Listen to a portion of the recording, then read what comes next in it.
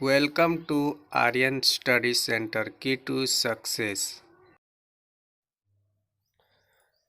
Hello friends, नमस्कार। स्वागत है आपका अपना चैनल आर्यन स्टडी सेंटर में। तो मेरे भाई, आज हम लोग पाइथागोरस प्रमेय के बारे में समझेंगे कि पाइथागोरस प्रमेय क्या होता है, पाइथागोरस प्रमेय का सूत्र क्या है। और मेरे भाई, आप इस वीडियो को यह समझकर देखिए कि आपको पाइथागोरस प्रमेय में कुछ नहीं आता है, आप एकदम शून्य हैं। उसके बाद मैं आपसे वादा करता हूं मेरे भाई कि यदि आप इस वीडियो को देख लेते हैं तो अन्य वीडियो आपको देखने की ज़रूरत ही नहीं पड़ेगी, क्योंकि मैं आपको इस तरह से समझा दूंगा क्योंकि पाइथागोरस प्रमेय पूरा आपके दिमाग में सेट हो जाएगा।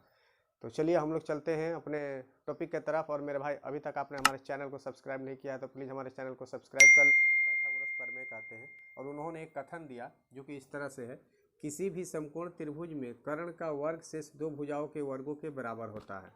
उन्होंने बताया कि किसी भी समकोण त्रिभुज का जो बड़ी भुजा होगी उसका वर्ग शेष दो भुजाओं के वर्गों के बराबर होता है। ये कथन उन्होंने दिया। हाँ, तो फ्रेंड्स, चलिए हम लोग जानते हैं कि पाइथागोरस क्या है। तो पाइथागोरस कुछ नहीं है मेरे भाई, पाइथागोरस एक व्यक्ति का नाम है जो कि बहुत बड़े गणितज्ञ थे।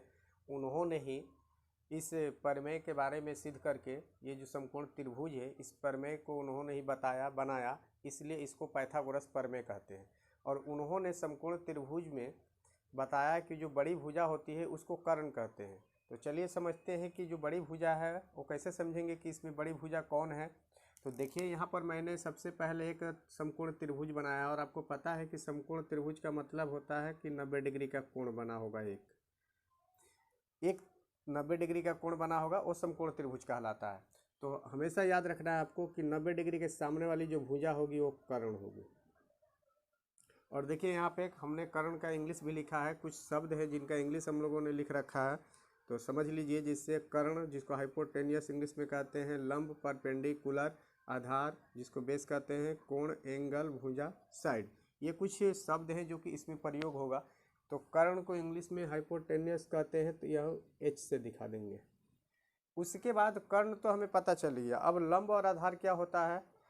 तो जो कोण थीटा, मान लीजिए इस कोण को यदि हम थीटा मानते हैं तो इसके सामने वाली भुजा लंब होगी। तो इसके सामने वाली भुजा क्या है, ये है। तो ये क्या हो जाएगी, लंब, जिसको इंग्लिश में पी से दिखाएंगे, इसको परपेंडिकुलर कहते हैं। उसके बाद आधार क्या होगा, तो जो दो भुजाओं का नाम लिख दिए, जो तीसरी भुजा बच जाती है उसको क्या कहते हैं, आधार कहते हैं। और आधार को इंग्लिश में बेस कहते हैं, तो इसको हम बी से दिखाते हैं। अब यहाँ पे एक चीज़ और समझ लीजिए आप लोग कि लंब और आधार बदलते रहता है। इसे हम इसको थीटा माने हैं तो इसके सामने ये भुजा है तो ये लंब हो गई।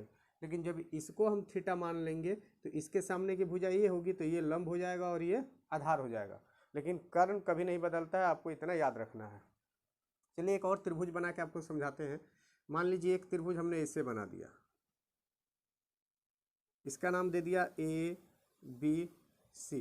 तो देखिए, ये भी समकोण त्रिभुज है। तो इसमें समकोण कौन सा है, 90 डिग्री का कोण कौन सा आपको लग रहा है, ये बी 90 डिग्री का कोण है। तो इसके सामने की भुजा क्या है, यही ना है, ए सी सामने की भुजा है। तो इसका नाम क्या हो गया, कर्ण। और लंब इसमें क्या होगा, तो देखिए इसमें लंब हमारा ये होगा, क्योंकि ये लंबवत खड़ा है। या मान लीजिए यहाँ पे कह दे कि ये थीटा है, ये कोण है, तो इसके सामने ये भुजा है, तो यही ना लंब होगा। तो ये लंब हो गया। और जो तीसरी भुजा बच गई वो क्या हो गया, आधार हो गया।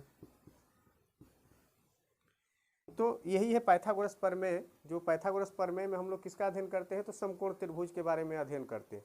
और समकोण त्रिभुज से 3 सूत्र निकलते हैं, 3 सूत्र बनता है। उन सूत्रों को हम यहाँ पर एक एक करके समझेंगे। तो सबसे पहले आप इसका एक स्क्रीनशॉट ले लीजिए या वीडियो को पुश करके आप लिख लीजिए। उसके बाद हम फिर आगे बढ़ते हैं, हो जाएगा। अब हम चलते हैं, इसका सूत्र लिखते हैं। इसके सूत्र क्या है, तो पहला सूत्र बनता है इसका। मान लीजिए हमें कर्ण निकाल, कर्ण स्क्वायर बराबर लंब का स्क्वायर प्लस आधार का स्क्वायर, या इसको इस तरह भी लिख सकते हैं, कर्ण बराबर अंडर रूट लंब का स्क्वायर प्लस आधार का स्क्वायर।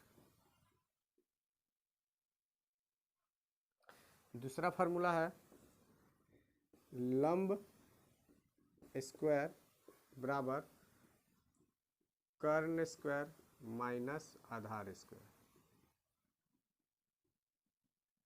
या इसको इस तरह भी लिख सकते हैं, लंब बराबर अंडर रूट कर्ण का स्क्वायर माइनस आधार का स्क्वायर। अब चलिए तीसरा फार्मूला लिखते हैं।